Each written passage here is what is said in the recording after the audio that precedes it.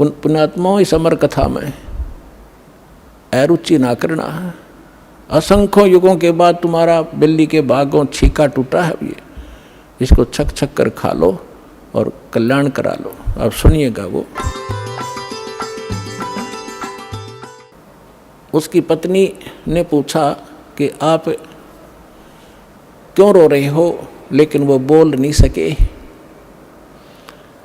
क्योंकि जब मन भर आता है आवाज़ निकलती नहीं, तो सच्चे दिल के अंदर जब रोना आता है। अब आमनी देवी उनकी धर्मपत्नी ने पूछा, जी कैसे जल्दी आ गया आप, तो आपने तो बहुत समय लगाना था, 2 ढाई 3 महीने का टूर प्रोग्राम था आपका। वो बोल नहीं रहा, अंदर जाके अपने कमरे में मकान में ऐसे मुंदे मुंह गिर गया और ऐसे रोए जैसे बच्चों की माँ बाप दोनों मर जाते हैं, बुरी तरह तरफ तरफ कर रोते हैं। आमनी ने सोचा, अपने मन में विचार किया कि हो सकता है मैं कंजूस हूँ थोड़ी सी, ये दान धर्म घना करा करता है और मैं इसको टोका टाकी कर देती थी कि हिसाब का धर्म हुआ करता है, अब ज़्यादा मत लुटाओ खजाना, बच्चे भी पालने हैं। तो हो सकता है इसका किसी ने रास्ते में धन चोरी कर लिया हो, यात्रा खर्च ना रहा हो, इसलिए वापस आ गया हो, और ये रो रहा हो इसलिए कि अब आमनी फिर इसका माथा ठनकेगा, आमनी का पैसे मांगूंगा तो वो कह रही है, जी कोई बात ना, किसी ने आपके धन चोरी कर लिया, कोई बात नहीं, आप और ले जाइए, कि परमात्मा ने तुम्हारे कमी छोड़ रखी है, बहुत धन है आपके, ले जाना, मैं कुछ नहीं कहूँगी।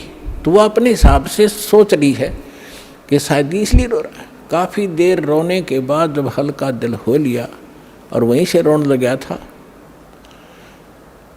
तब धर्मदास ने कहा, आमनी मेरा धन अगर निकल जाता, चोरी हो जाता, मैं नहीं रोता और ले जाता तेरे को समझा बुझा के, लेकिन आज मेरा वो धन गुम हो गया, चोरी हो गया, शायद मुझे मिला नहीं, और वो नहीं मिलेगा तो मैं जीऊँगा नहीं, संसार में रह नहीं सकता। तूने सारी कहानी बताई, सारा कुछ बताया, जो परमात्मा ने सृष्टि रचना सुनाई थी धर्मदास को। धर्मदास जी ने अपनी पत्नी को टू दी वर्ड सुना दी, वर्ड टू वर्ड सुनाई, सारी कथा बताई, नो घटना घटी। ऐसे महापुरुष मैंने हाथ लगा के देखा, उनका शरीर कति तो रुई जैसा था। तो आमनी कहने लगी, आप व्यापारी होकर के, आप लाला होकर के, सेठ होकर के सौदा चूक गए, रामकृष्ण से कौन सी अपनी रिश्तेदारी थी, इनका ज्ञान सुना था तो ये अच्छे लग रहे थे, इनसे श्रेष्ठ ज्ञान सुना, आपने सौदा क्यों नहीं करा, चरण क्यों नहीं पकड़ दिया, आपने वाद विवाद नहीं करना चाहिए था। धर्मदास कह रहा कि इसीलिए तो रो रहा हूँ, मेरी बुद्धि पर पत्थर पड़ गए और इसलिए रो रहा हूँ, मैं जिंदगी में पहली बार सौदा चुका हूँ, जो घाटे का सौदा करके मैं घर आया हूँ। दुर्भाग्य आ गया मेरा, उल्टे दिन लग गए मेरे, बहुत रो रहा है, 6 महीने हो गए रोते रोते। बाहर बैठ जा गली में, कोई काम नहीं, यूँ देखे महात्मा वो फिर आ जा, बहुत दूर तक जंगल में देखने जाता है। एक समय पता लग गया कोई साधु संत गांव से बाहर जंगल में बैठा है, बड़ा विद्वान पुरुष है, कुछ आशा की किरण उगी, जाके दर्शन किए, दर्शन से नहीं पहचान हो सकती, साधु वेशभूषा बदल लेता है वो, प्रसन्न ज्ञान से पता चलता है, उसने प्रश्न किया। अब धर्मदास जी ने प्रश्न किया कि महात्मा जी, ये ब्रह्मा विष्णु महेश के माता पिता कौन हैं, इनकी क्या जन्म मृत्यु होती है? तो वो महात्मा कहता है, ये तो अजरो अमर हैं बच्चा, अपने किसी ने बहका दिया, ये सर्वेश्वर हैं, इनके कोई माता पिता नहीं, अजन्मा है, ऐसे है। उठ कर चल पड़ा कि नहीं, रॉन्ग नंबर है, तो इसको कुछ नहीं पता, ये तो खाकी आदमी है, वो नहीं है जिसकी मुझे तलाश है। उस ज्ञान से पता लगा, फिर रोआ बुरी तरह, फैसला कर लिया भगवान या तो मिल जा ना मरूंगा। तब उसकी पत्नी ने कहा कि ऐसे नहीं मरते, मरने से कौन सा मोक्ष हो जाएगा, आप बताओ ना। वो कुछ तो उन्होंने बोला होगा वार्ता में, तो परमात्मा ने प्रेरणा की, धर्मदास में प्रेरणा की। अको हो वो ये कह रहे थे कि जहाँ भी धार्मिक अनुष्ठान होते हैं, भंडारे होते हैं, साधु संत भक्त इकट्ठे होते हैं, वहाँ मैं पहुँच जाता हूँ अपना ज्ञान सुनाने के लिए। तो आमनी बोली, जी भंडारा ही कर दो फिर। उसने 1 दिन का कहा था, आमनी ने, धर्मदास जी ने 3 दिन का रख दिया कि पता लगते लगते देर हो जाती है, तीसरे दिन तावेंगे। तो 3 दिन का भंडारा कर दिया, साधु संत भक्त आमंत्रित कर दिए, दूर दूर देश से आने लगे। तीसरा दिन चला गया, सभी साधु भक्त संत आहार करके जाते रहे। तीसरा दिन आफ्टरनून हो गया। अब धर्मदास ने फाइनल कर लिया, जय आज परमात्मा नहीं आए, यदि आज परमात्मा नहीं आए, फाइनल कर लिया कि फांसी खा कर मरूंगा आज, हृदय से कति फाइनल कर लिया। वो तो अंतर्यामी है, आज पक्का काम बिगाड़ेगा यूँ।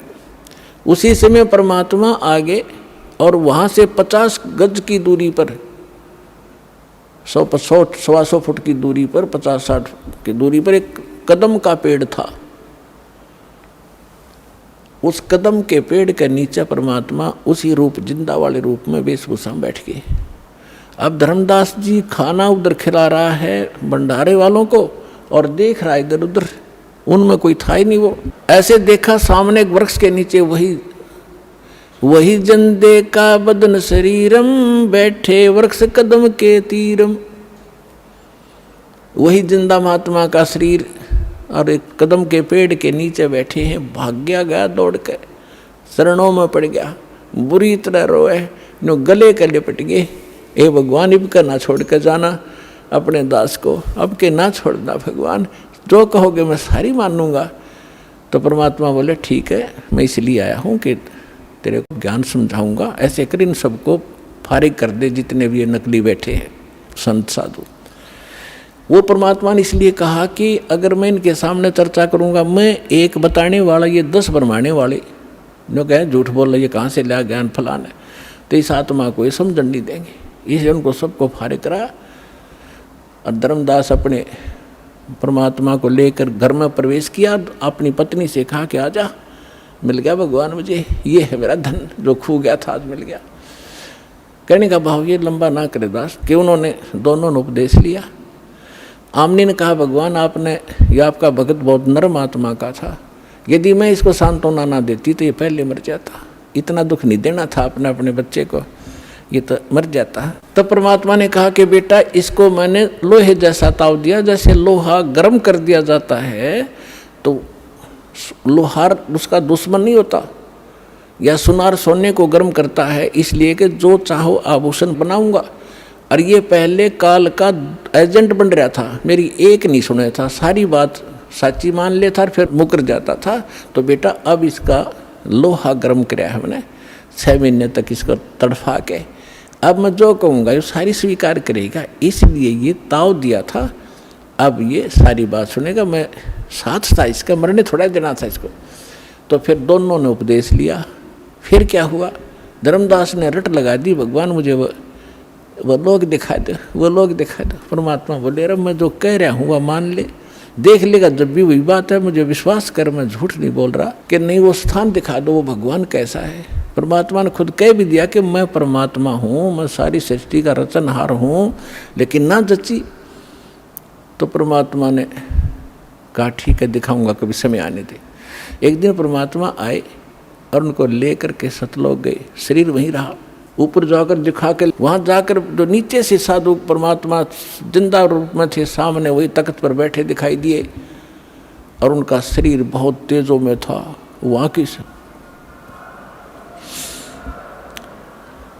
और वहाँ की सारी सृष्टि देखी, वहाँ से ही स्त्री और पुरुष गांव के गांव बसे हुए हैं, बहुत सुंदर महल हैं, बड़े सुंदर शरीर हैं उनके, और सुंदर आभूषण पहनते हैं, बड़ा प्यार से रहते हैं। तब धर्मदास ने कहा भगवान मुझे यहीं रख लो। हे परमात्मा आप तो सचमुच मतलब मूर्ख हूँ, आप स्वयं मालिक हो, हे भगवान मुझसे गलती हुई, माफ़ करो, मुझे यहीं रख लो। परमात्मा बोले नहीं, आपको वापस जाना पड़ेगा, आप भक्तिहीन हो चुके हो। मैं ऐसा मंत्र सतनाम दूंगा 2 अक्षर का, और फिर सार नाम दूंगा, इनकी साधना से 2 में विधि बताऊंगा, शीघ्र धनी हो जाओगे। और फिर यहाँ जाना बच्चा, फिर मेरा गवाह बना, आपके भाई बहनों को बता कि सचमुच वास्तविकता क्या है।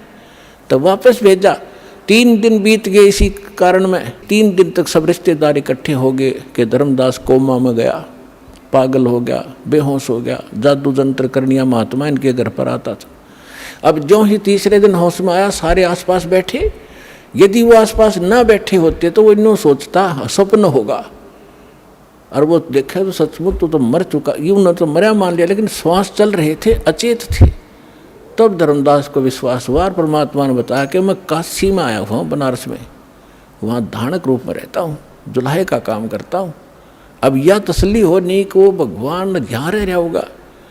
तो जितने भी सब रिश्तेदार थे वो तो खुशी मनाई, भाई धर्मदास जीवित हो गया, चोखा धन्य है भगवान।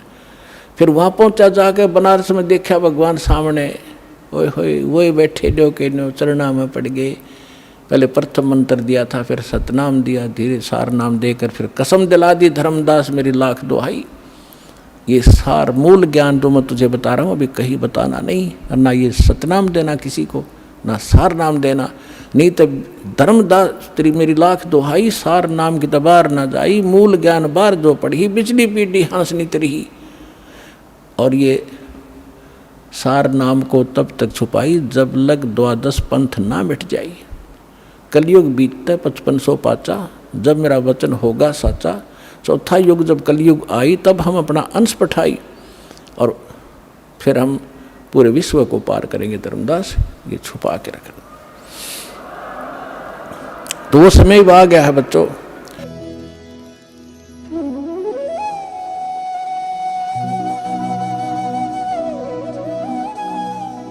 अगर आप ये वीडियो YouTube पर देख रहे हैं तो हमारे चैनल को सब्सक्राइब करें और बेल आइकन को दबाना ना भूलें। अगर आप Facebook पर ये वीडियो देख रहे हैं तो हमारे पेज को लाइक करें।